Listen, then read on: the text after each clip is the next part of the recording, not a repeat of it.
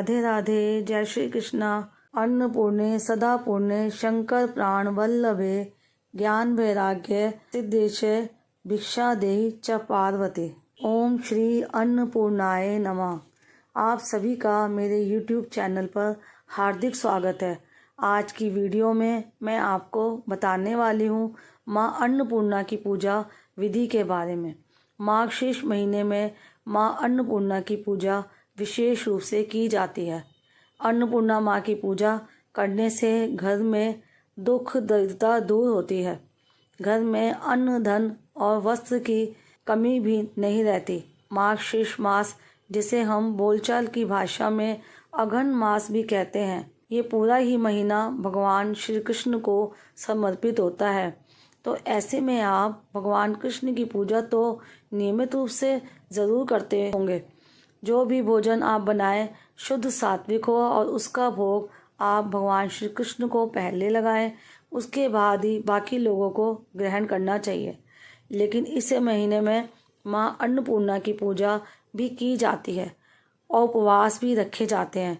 कुछ लोग 21 दिन तक व्रत करते हैं तो कुछ लोग अपनी अपनी सामर्थ्य के अनुसार 16 दिन के व्रत भी रख सकते हैं या केवल एक दिन, जिस दिन मार्गशीर्ष मास की पूर्णिमा होती है उसी दिन अन्नपूर्णा जयंती भी मनाई जाती है।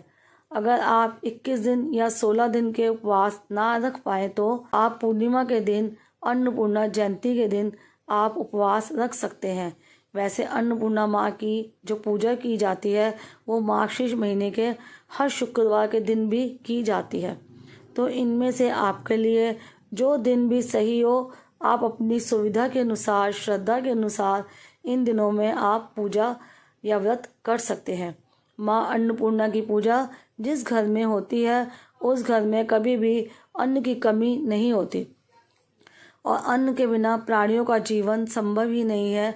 पौराणिक मान्यताओं के अनुसार एक बार धरती लोक पर अन्न की बहुत कमी हो गई और अन्न की कमी को देखते हुए भगवान शिव ने प्राणियों की रक्षा करने के लिए एक भिक्षुक का रूप धारण किया और देवी पार्वती अन्न की देवी अर्थात अन्नपूर्णा बनकर धरती लोक पर प्रकट हुई और उस दिन को अन्नपूर्णा की जयंती के रूप में मनाते हैं। इसी वजह से विधि विधान से इसे मनाया जाता है। इस दिन पूजा अर्चना कर अन्नपूर्णा माँ के प्रति कृतज्ञता व्यक्त की जाती है। साथ ही भक्त लोग इस दिन व्रत रखकर अन्न का दान भी करते हैं।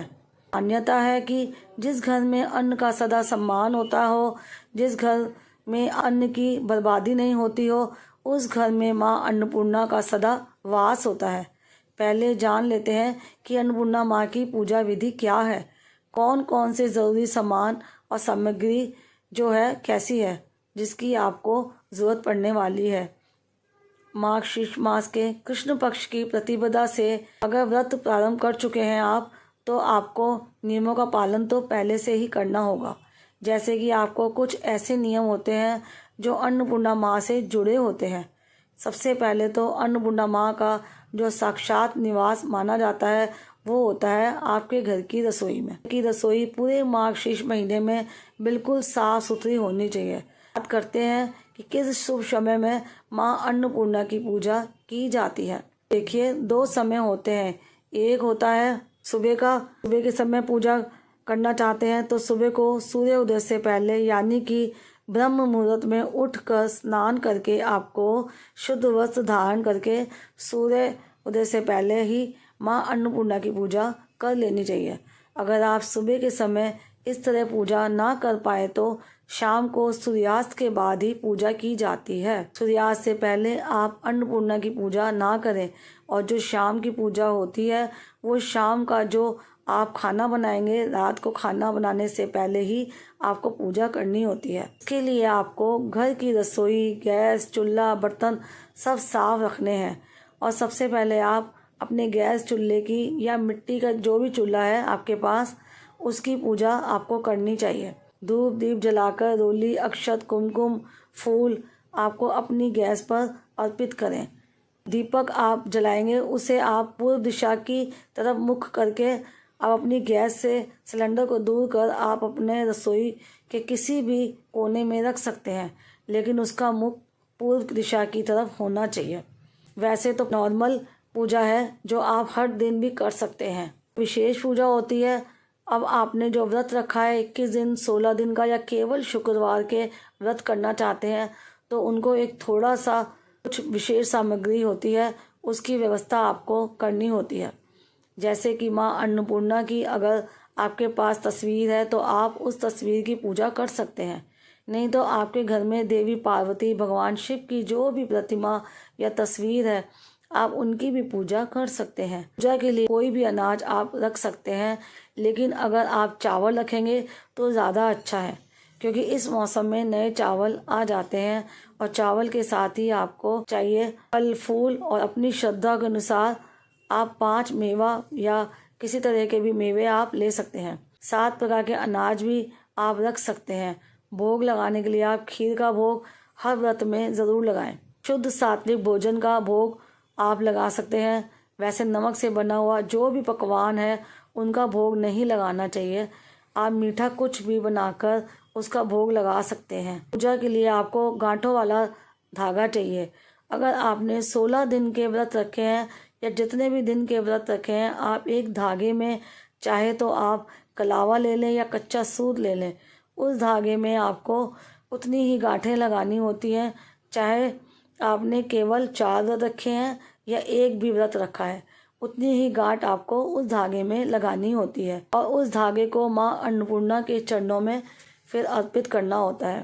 धूप दीप लाल फूल भोग लगाने के लिए जो भी आपकी सामर्थ्य है, आप उसे सबको पूजा करने से पहले ही अपने मंदिर में जहाँ पूजा करें एक जगह रख लें अपने पास। फिर ब्रह्म मुहूर्त में या शाम में जब भी आप पूजा करें तो पहले स्नान करें या अच्छे से मुंह हाथ धोकर लाल या पीले रंग के वस्त्र पहनकर एक आसन पर बैठकर आपको पूजा करनी चाहिए। आज के दिन जो सप्तदान होते हैं, आप उन्हें अलग अलग जो मिट्टी के करवे होते हैं या फिर अगर नए बर्तन हैं आप उसमें भी भर कर रख सकते हैं, या केवल एक कटोरी में आप अनाज भरकर रख लें। फिर उस अनाज को आप माँ अन्नपूर्णा के चरणों में अर्पित करें।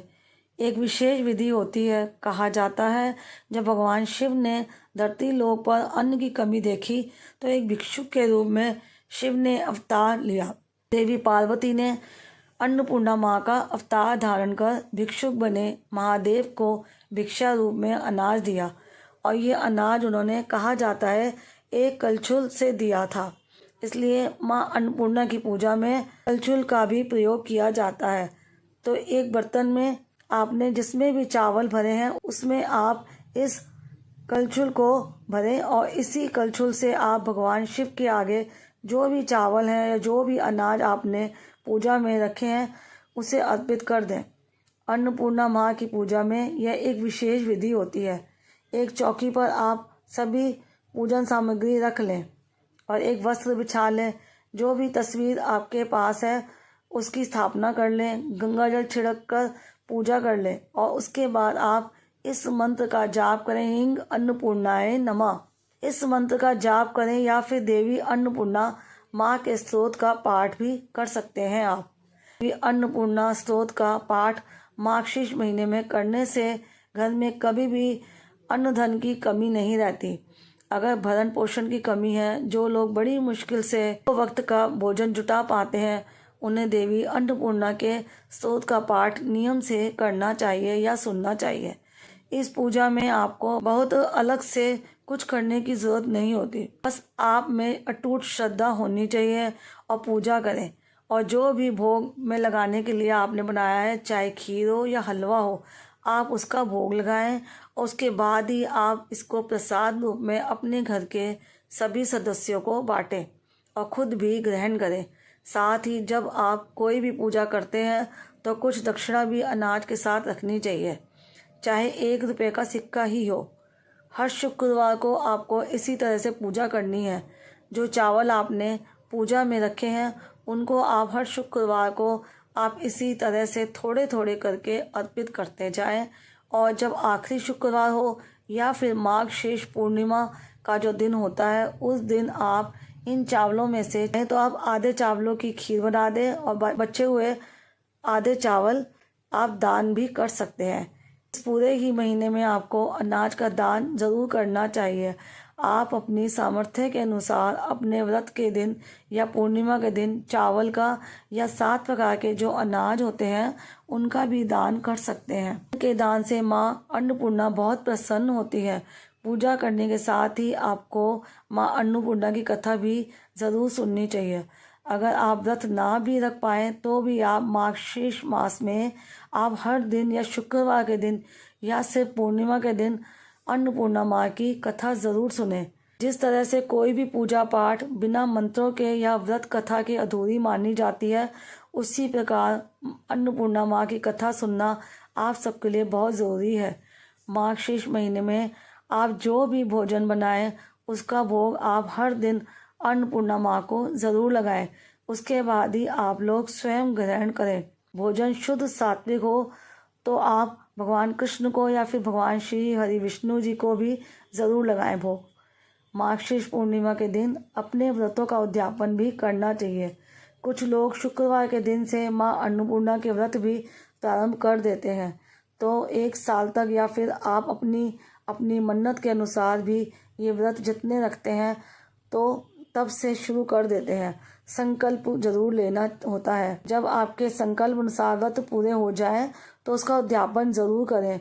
उम्मीद करती हूँ इस वीडियो में दी गई जानकारी आपको पसंद आई होगी। राधे राधे, जय श्री कृष्णा।